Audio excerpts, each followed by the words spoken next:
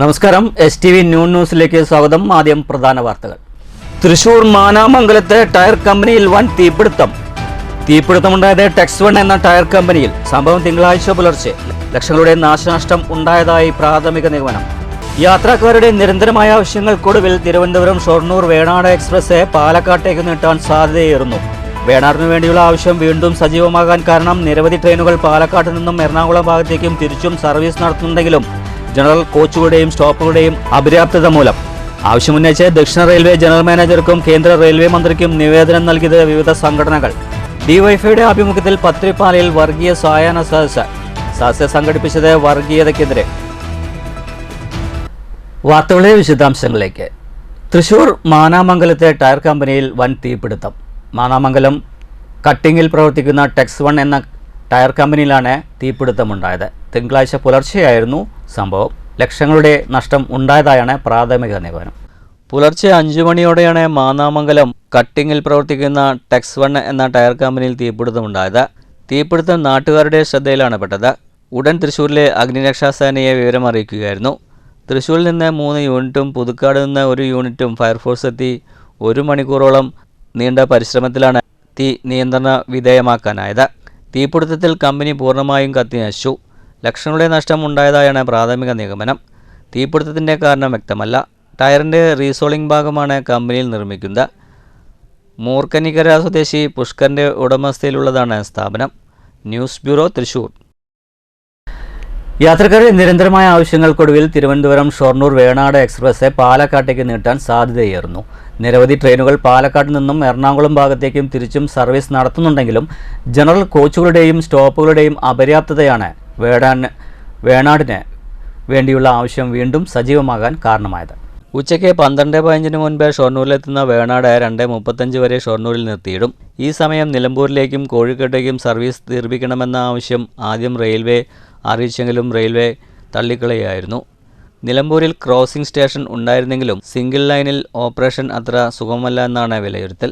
22 കോച്ചുകളെ ഉൾക്കൊള്ളാനുള്ള പ്ലാറ്റ്ഫോമിലെ സാങ്കേതിക തടസ്സങ്ങൾക്ക് പുറമെ സമയക്രമത്തിൽ സാരമായ മാറ്റവും അരനൂറ്റാണ്ടിലേറെ സർവീസ് പാരമ്പര്യമുള്ള വേണാടിനെ സ്ഥിരയാത്രക്കാർക്ക് പ്രതികൂലമാകും. ഇത് വലിയ തോതിലുള്ള പ്രതിഷേധങ്ങൾക്ക് കാരണമാകുമെന്നും റെയിൽവേ വൃത്തങ്ങൾ വിലയിരുത്തുന്നു. പാലക്കാടിലൂടെ Thiruvananthapuram Kerala Express, Ernakulam intercity superfast ട്രെയിനുകൾ സർവീസ് നടത്തുന്നുണ്ടെങ്കിലും വടക്കാഞ്ചേരി, ഇരിങ്ങാലക്കുട, ചാലക്കുടി പോലുള്ള സ്റ്റേഷനുകളിലേക്കുള്ള യാത്രക്കാർ ഇപ്പോഴും ദൂരത്തിലാണ്. വേണാട് എറണാകുളം ജംഗ്ഷൻ ഒഴിവാക്കിയെങ്കിലും വരുമാനത്തിൽ കാര്യമായ മാറ്റമുണ്ടാക്കാൻ റെയിൽവേക്ക് കഴിഞ്ഞില്ല. പാലക്കാട് എക്സ്റ്റൻഷൻ ഈ അവസ്ഥയ്ക്ക് മാറ്റം കൊണ്ടുവരാൻ കഴിയുമോ എന്നും പരിശോധിക്കുന്നുണ്ട്. ദക്ഷിണ റെയിൽവേ ജനറൽ മാനേജർക്കും കേന്ദ്ര റെയിൽവേ മന്ത്രിക്കും വിവിധ സംഘടനകൾ വഴി നിവേദനം നൽകിയിട്ടുണ്ട്. പാലക്കാട് ജില്ലാ rail users citizen forum, lions club എന്നിവരും ഇതേ ആവശ്യവുമായി രംഗത്ത് വന്നിട്ടുണ്ട്. പാലക്കാട് റെയിൽവേ ഡിവിഷണൽ മാനേജർ വിളിച്ച യോഗത്തിലും വേണാടിൻ്റെ എക്സ്റ്റൻഷൻ ആവശ്യപ്പെട്ടിരുന്നു. News centre, Shoranur. 3 ഗ്രാമപഞ്ചായത്തുകളെ സംഗമസ്ഥാനമായ പത്രിപ്പാലയിൽ ട്രാഫിക് സംവിധാനം വേണമെന്ന ജനകീയ ആവശ്യം ഇനിയും നടപ്പായില്ല. ടൗണിലെ ഗതാഗത കുരുക്കിന് പരിഹാരം കണ്ടെത്താനാണ് സിഗ്നൽ സംവിധാനം വേണമെന്ന ആവശ്യം ഉയർന്നു വന്നത്. ടൗണിലെ അനധികൃത പാർക്കിംഗ്, ഇടുങ്ങിയ റോഡുകൾ ഇവയെല്ലാം ദുരിതം ഇരട്ടിയാവുന്നു. 3 ഗ്രാമപഞ്ചായത്തുകളുടെ സംഗമസ്ഥാനമായ പത്രിപ്പാലയിൽ സിഗ്നൽ സംവിധാനം വേണമെന്നത് വർഷങ്ങളായുള്ള ജനകീയ ആവശ്യമായിരുന്നു. ടൗണിലെ ഗതാഗത കുരുക്കിന് പരിഹാരം കണ്ടെത്താൻ സിഗ്നൽ സംവിധാനം അടിയന്തര ആവശ്യമാണ്. 3 പഞ്ചായത്തുകളിലെ സംഗമസ്ഥാനവും കൂടിയതിനാൽ വൈകിട്ടും രാവിലെയും ഉണ്ടാകുന്ന കുരുക്ക് ചില്ലറയല്ല. ടൗണിലാണ് government high school, higher secondary school, college, മറ്റു സ്വകാര്യ വിദ്യാഭ്യാസ സ്ഥാപനങ്ങൾ. സ്കൂൾ വിടുന്ന സമയം തിരക്ക് മൂലം വാഹനയാത്രയ്ക്ക് പോലും തടസ്സമുണ്ടാകാറുണ്ട്. സ്കൂൾ, കോളേജ് വിടുമ്പോൾ 5000-ഓളം വിദ്യാർത്ഥികൾ ഒരുമിച്ച് റോഡിലിറങ്ങി നടക്കുന്ന ദുരിതം നിറഞ്ഞ അവസ്ഥയാണ്. ഈ സമയം തിക്കും തിരക്ക് മൂലം ടൗൺ വീർപ്പുമുട്ടുന്ന സ്ഥിതിവിശേഷവുമുണ്ട്.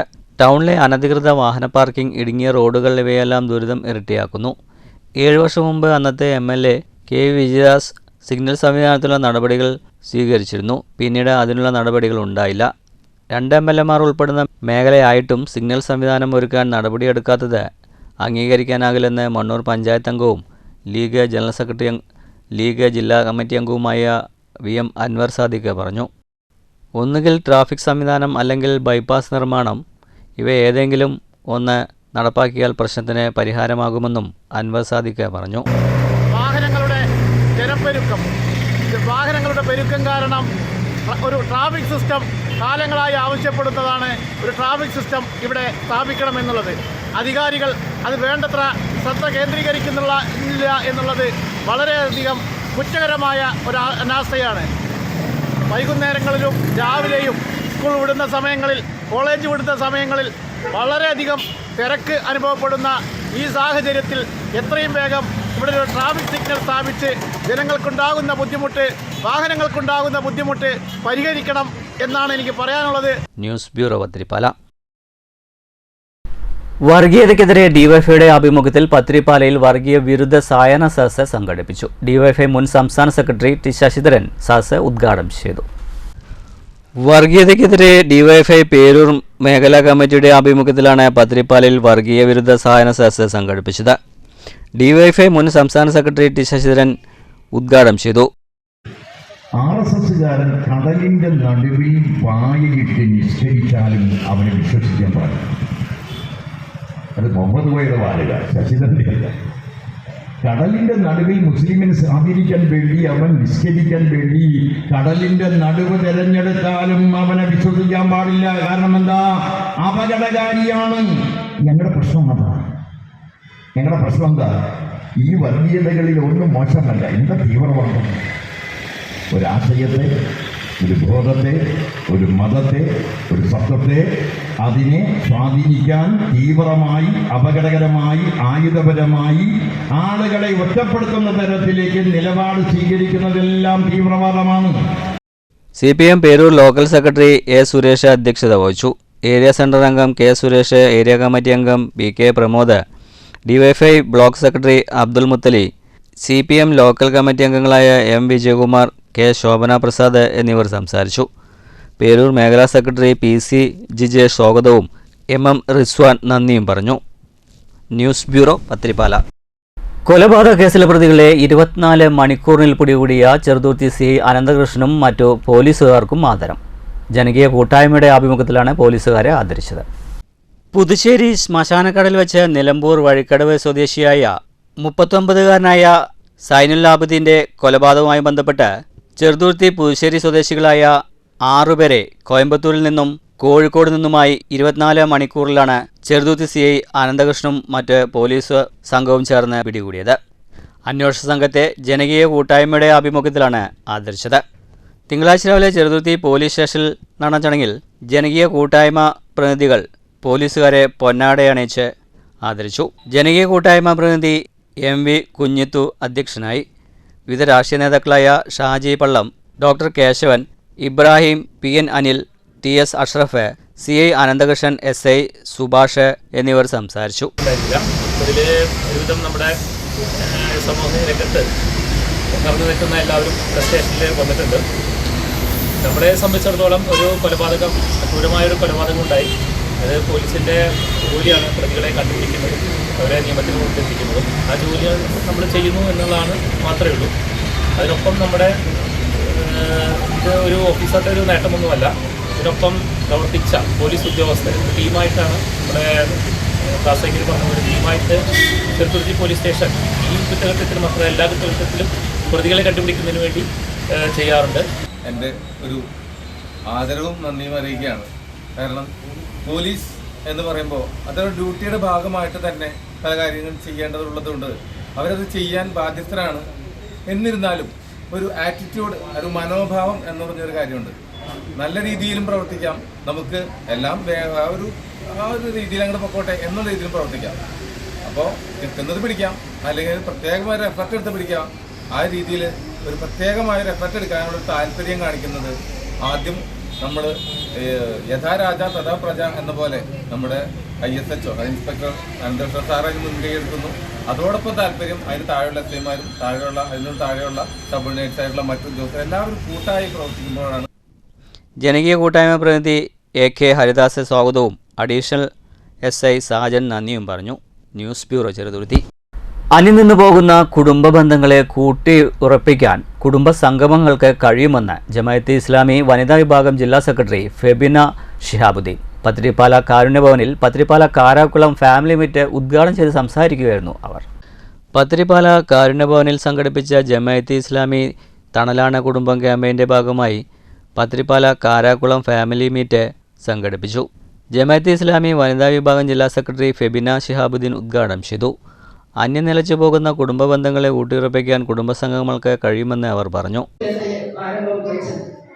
കുടുംബം എന്ന ഒരു സംവിധാനത്തിൽ പ്രപഞ്ചത്തിന്റെ തുടക്കം മുതൽ മനുഷ്യന്റെ തുടക്കം മുതൽ തന്നെയുള്ള ആ ഒരു പ്രാധാന്യമുണ്ട് എന്ന് നമുക്ക് മനസ്സിലാക്കാൻ സാധിക്കും.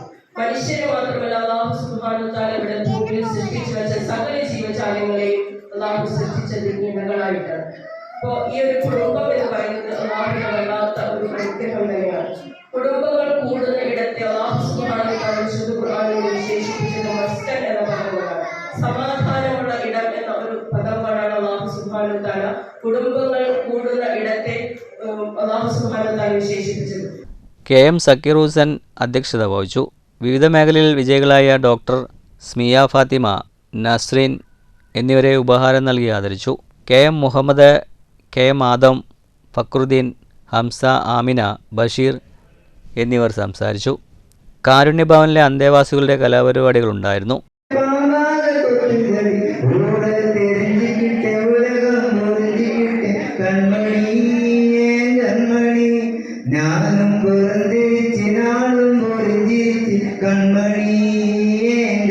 ചടങ്ങിന് കാരുണ്യഭവൻ സെക്രട്ടറി PA ശംസുദ്ദീൻ സ്വാഗതവും കാരുണ്യഭവൻ ഡയറക്ടർ കരീം നന്ദിയും പറഞ്ഞു. News bureau Pathirippala. Mannur Kottakkunnu crazy arts and sports ക്ലബിൻ്റെ 17ാം വാർഷികം വിപുലമായ പരിപാടികളോടുകൂടി ആഘോഷിച്ചു. ഗ്രാമപഞ്ചായത്ത് പ്രസിഡന്റ് സനിത വാർഷികം ഉദ്ഘാടനം ചെയ്തു. Mannur Kottakkunnu crazy friends arts and sports ക്ലബിൻ്റെ നേതൃത്വത്തിൽ 17ാം വാർഷികം വിവിധ പരിപാടികളോടുകൂടിയാണ് ആഘോഷിച്ചത്. മണ്ണൂർ ഗ്രാമപഞ്ചായത്ത് പ്രസിഡന്റ് സനിത വാർഷികോത്സവം ഉദ്ഘാടനം ചെയ്തു. ഏതൊരു കാര്യത്തിലാണെങ്കിലും എല്ലാവിധ സഹകരണങ്ങളും ഈ ക്ലബിന് ഉണ്ടാവും എന്നാണ് ഈ അവസരത്തിൽ നിങ്ങളോട് പറയാനുള്ളത്.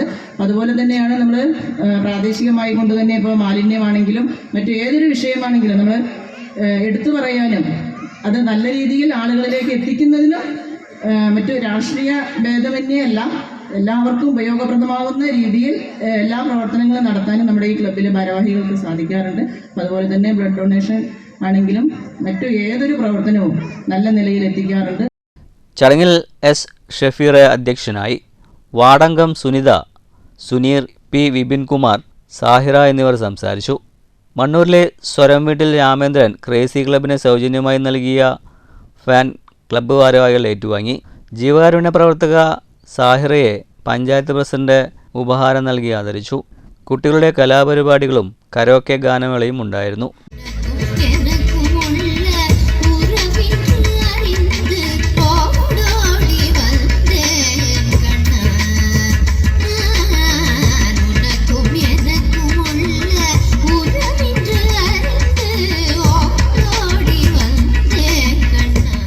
News bureau Pathiripala.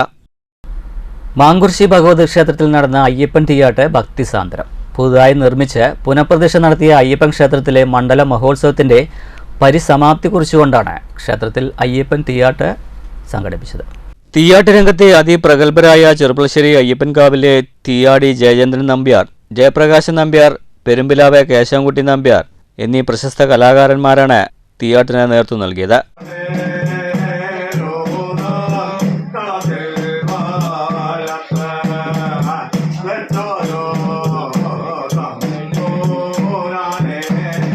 പുതുതായി നിർമ്മിച്ച് പുനഃപ്രതിഷ്ഠ നടത്തിയ അയ്യപ്പൻ ക്ഷേത്രത്തിലെ മണ്ഡലമഹോത്സവത്തിൻ്റെ പരിസമാപ്തി കുറിച്ചുകൊണ്ടായിരുന്നു ക്ഷേത്രത്തിൽ അയ്യപ്പൻ തീയാട്ട് നടത്തിയത്. വാദ്യകുലപതി കല്ലൂർ രാമൻകുട്ടി മാരാർ, കല്ലൂർ ഉണ്ണികൃഷ്ണൻ, കല്ലേക്കുളങ്ങര കൃഷ്ണവാര്യർ, കല്ലേക്കുളങ്ങര ബാബു എന്നിവരുടെ ഡബിൾ കേളിയും ഉണ്ടായിരുന്നു.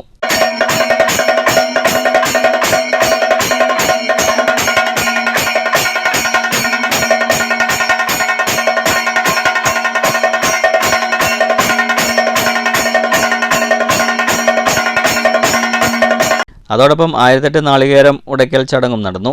ക്ഷേത്ര പുനരുദ്ധാരണത്തിന് ഏർപ്പെടുത്തിയ സമ്മാനനിധിയുടെ നറുക്കെടുപ്പ് ഉദ്ഘാടനം മങ്കര പഞ്ചായത്ത് പ്രസിഡന്റ് MN ഗോകുൽദാസ് നിർവഹിച്ചു.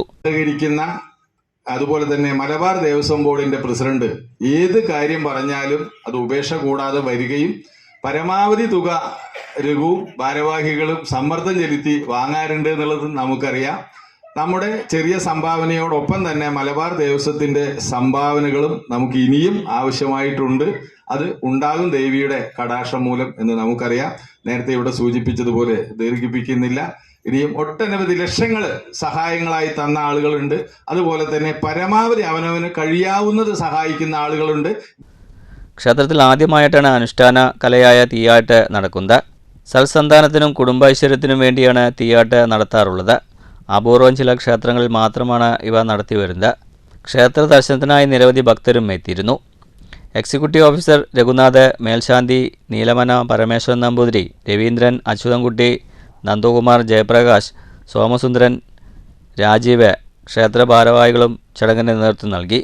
ചടങ്ങിൽ ചെണ്ടവാദ്യ കലാകാരന്മാരെ ക്ഷേത്ര കമ്മിറ്റി ആദരിക്കുകയും ചെയ്തു. News bureau Pathirippala. Ottapalam Pattambi taluk private institutions employees cooperative society വാർഷിക ജനറൽ ബോഡി യോഗം ബാങ്ക് അങ്കണത്തിൽ വെച്ച് നടന്നു. മെമ്പർമാരുടെ മക്കളിൽ SSLC +2 പരീക്ഷയിൽ മികച്ച വിജയം നേടിയവരെയും JDS പരീക്ഷയിൽ റാങ്ക് നേടിയ ബാങ്കിലെ ജീവനക്കാരനായ NR സതീഷിനെയും ചടങ്ങിൽ ആദരിച്ചു. യോഗം മെമ്പർ K അശോകൻ ഉദ്ഘാടനം ചെയ്തു. UP Jayaram, P Satheesh Kumar, MC Suresh, Babu, Narayanankutty എന്നിവർ സംസാരിച്ചു. പ്രധാന വാർത്തകൾ വീണ്ടും. തൃശൂർ മാനാമംഗലത്ത് ടയർ കമ്പനിയിൽ വൻ തീപിടുത്തമുണ്ടായത് ടെക്സ്1 എന്ന ടയർ കമ്പനിയിൽ. സംഭവം തിങ്കളാഴ്ച പുലർച്ചെ. ലക്ഷങ്ങളുടെ നാശനഷ്ടം ഉണ്ടായതായി പ്രാഥമിക നിഗമനം. യാത്രക്കാരുടെ നിരന്തരമായ ആവശ്യങ്ങൾക്കൊടുവിൽ തിരുവനന്തപുരം ഷൊർണൂർ വേണാട് എക്സ്പ്രസ് പാലക്കാട്ടേക്ക് നീട്ടാൻ സാധ്യതയേറുന്നു. വേണാടിനു വേണ്ടിയുള്ള ആവശ്യം വീണ്ടും സജീവമാകാൻ കാരണം നിരവധി ട്രെയിനുകൾ പാലക്കാട്ട് നിന്നും എറണാകുളം ഭാഗത്തേക്കും തിരിച്ചും സർവീസ് നടത്തുന്നുണ്ടെങ്കിലും ജനറൽ കോച്ചുകളുടെയും സ്റ്റോപ്പുകളുടെയും അപര്യാപ്തത മൂലം. ആവശ്യമുന്നയിച്ച് ദക്ഷിണ റെയിൽവേ ജനറൽ മാനേജർക്കും കേന്ദ്ര റെയിൽവേ മന്ത്രിക്കും നിവേദനം നൽകിയത് വിവിധ സംഘടനകൾ.